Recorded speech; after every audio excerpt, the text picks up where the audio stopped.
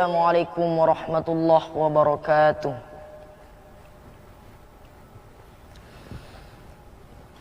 A'udzu billahi minasy syaithanir rajim.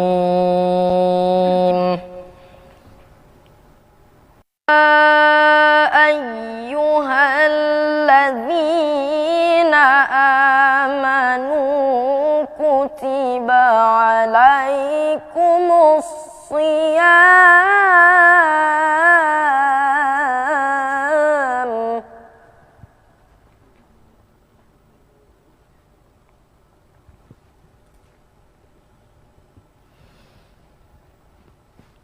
kutiba alaikumus shiyamu kama kutiba alal ladzina min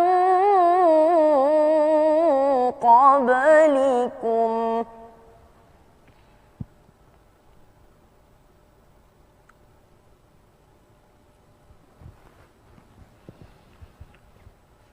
alladzina min qablikum la'allakum tattaqun.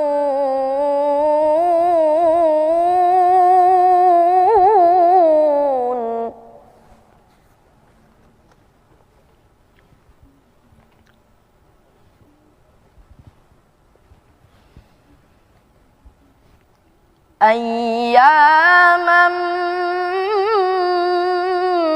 ma'dudat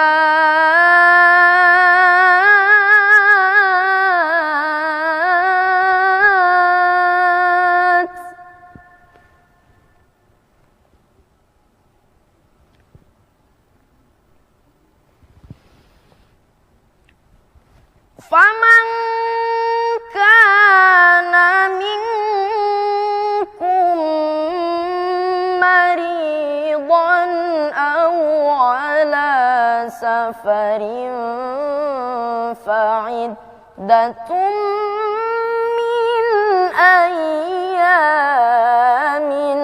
ukhar.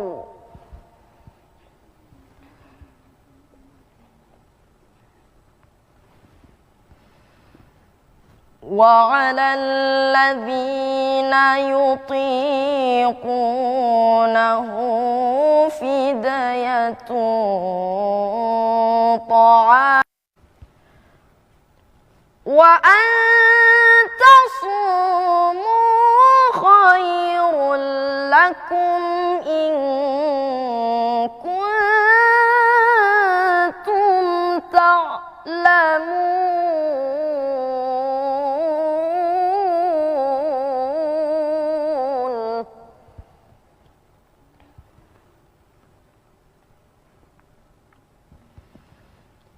وأن تصوموا خير لكم إن كنتم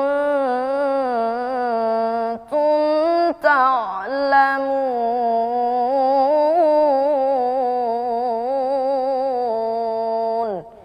صدق الله العظيم. Wassalamualaikum warahmatullahi wabarakatuh. Bismillahirrahmanirrahim. Assalamualaikum warahmatullahi wabarakatuh. Alhamdulillahillazi raditu billahi rabba wa bil islami dina wa bi Muhammadin nabiyya wa rasula. Asyhadu an la ilaha illallah wahdahu la syarikalah wa asyhadu anna sayyidana Muhammadan abduhu wa rasuluh. Allahumma salli ala sayyidina Muhammadin salatan kamilatan wa sallim salaman ta'aman alaihi wa ala alihi wa sahbihi wa sallim tasliman katsira.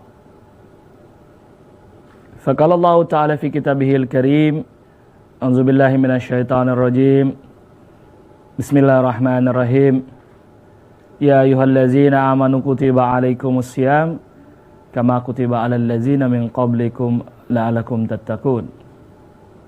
Faqala Nabi sallallahu alaihi wasallam, man shoma ramadhana imanan wa ihtisaban ghufira lahu ma taqaddama min dzambih. Sadaqallahul azim wa sadaqa rasuluhun nabil karim. Pemirsa TVRI Maluku yang dimuliakan Allah Subhanahu wa taala. Apa kabar Anda semua sore ini? Mudah-mudahan semua sehat dan terutama yang melaksanakan ibadah puasa sedang bersiap-siap menunggu waktu berbuka dengan ditandainya azan maghrib berkumandang. Sebuah suasana yang sangat istimewa dan selalu menjadi bagian yang ditunggu oleh kita semua yang berpuasa. Waktu bersahur, berbuka, waktu sepanjang kedua kegiatan itu adalah waktu-waktu yang luar biasa dahsyat dalam pandangan Allah Subhanahu wa taala. Di mana waktu-waktu tersebut betul-betul Allah Subhanahu wa taala sendirilah yang menilai bagaimana kita menghabiskan waktu-waktu terbaik itu.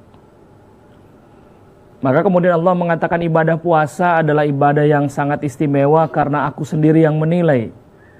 Sehingga kalau kita cari dalam kaidah-kaidah fikih, tidak ada disebutkan berapa derajat misalnya orang berpuasa kemuliaannya, seperti sholat berjamaah dan sholat sendiri perbandingannya. Kenapa? Karena Allah Subhanahu wa taala sendiri yang menilai ibadah itu. Allah sendiri yang memantau kita berpuasa. Sehingga kemudian kualitas ibadah kita menjadi sesuatu hal yang mesti kita ukur secara pribadi. Kita ukur sendiri. Rasulullah SAW mengatakan, jadikanlah puasa itu sebagai perisai atau tameng. Jika ada orang yang menghinamu atau memakimu, mengajakmu berkelahi, katakanlah aku sedang berpuasa. Jadi Nabi ingin mengatakan kepada kita, memberi pelajaran bahwa puasa itu sebagai perisai, pelindung agar orang tidak mendolimi dirinya dan juga tidak mendolimi orang lain yang ada di sekitarnya. Maka kemudian dalam konteks ibadah puasa yang berkualitas, sebenarnya Allah ingin menghadirkan kemampuan kita untuk menahan hawa nafsu kita secara utuh, secara lengkap. Baik nafsu syahwat, nafsu amarah, ataupun nafsu makan misalnya, yang boleh kita lampiaskan, tetapi kemudian kita kontrol nafsu itu. Di sela jarak antara bersahur dan berbuka, kita kemudian akan dicoba untuk mengendalikan diri, mengontrol nafsu-nafsu itu. Bahwa nafsu nggak boleh hilang dalam hidup manusia. Kalau nafsu hilang juga tidak ada manfaat dalam kehidupan manusia. Tapi mengontrol nafsu itu yang kemudian menjadi pesan atau message terbaik dalam ibadah puasa. Contoh, kalau kita mampu menahan lapar 12-13 jam, maka ketika berbuka, kita bukan menjadi orang yang kalap. Lalu semua mau kita makan, semua mau kita habiskan. Yang ada di meja kemudian kita tidak bisa kontrol diri kita. Es buah musuh, gogos musuh, tarlabu musuh, asida musuh. Semua musuh. Hasilnya sholat maghrib penuh dengan kekenyangan dan tidak bisa mengendalikan diri. Belum selesai itu kita tambah lagi 1 mangkok bakso dan 1 mangkok soto. Hasilnya isya dan tarawih terbengkalai entah kemana. Jadi sebenarnya kualitas ibadah puasa ditentukan bagaimana kita mengelola kehidupan diri kita masing-masing. Masih contoh paling sederhana, nafsu makan saja. Kita mampu 12-13 jam menahan diri, tetapi ketika azan berkumandang kita lupa untuk menahan diri kita. Karena Nabi mengatakan, makanlah sekedar menegakkan tulang punggung. Berhentilah sebelum kenyang.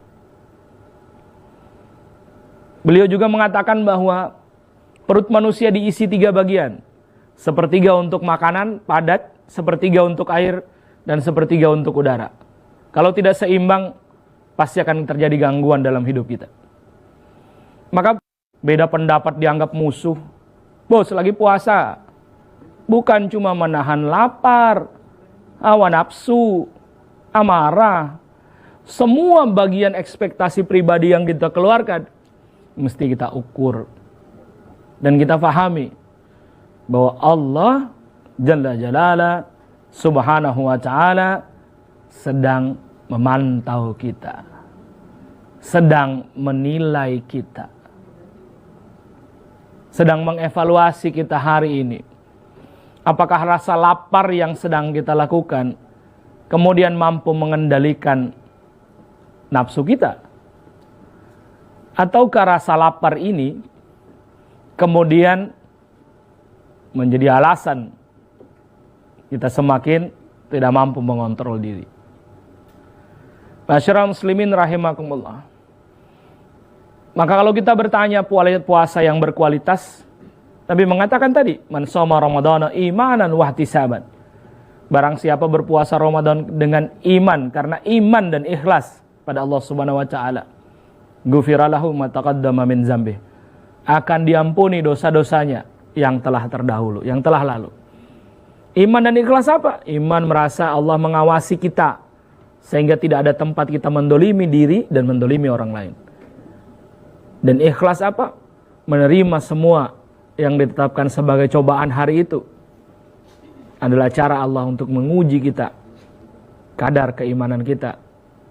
Tidaklah seorang hamba mengaku beriman kecuali diuji imannya oleh Allah Subhanahu wa taala sesuai dengan kadarnya.